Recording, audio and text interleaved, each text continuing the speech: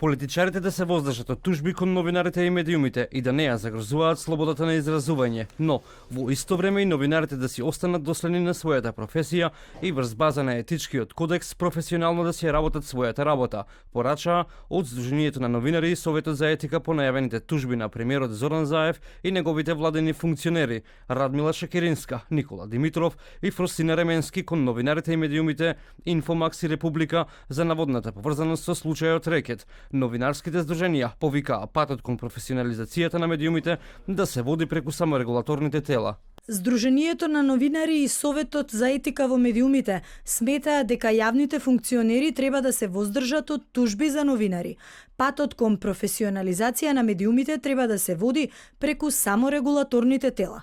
Во согласност со добрата практика на европските земји, прагот на толеранција кај политичарите мора да е повисок и тие треба да постават пример за квалитетно користење на механизмите и телата за саморегулација. Апелираме до медиумите да се стремат да ги почитуваат врвните професионални и етички стандарди, бидејќи кршењето на тие стандарди не е во ничи интерес, а најмалку во полза на довербата во медиумите.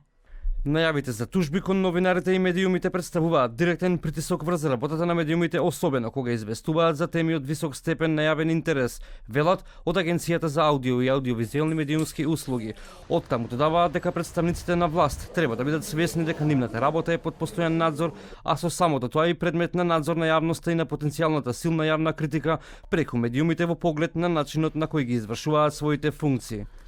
Медиумите се чувари на јавниот интерес и креатори на јавната свест и затоа мора во интерес на јавноста да објавуваат сеопфатни и проверени информации, како што е наведено во Декларацијата за слободата на политичката дебата во медиумите на Советот на Европа, правото на слобода на изразување, со себе носи обврски и одговорности за кои вработените во медиумите мора да водат сметка.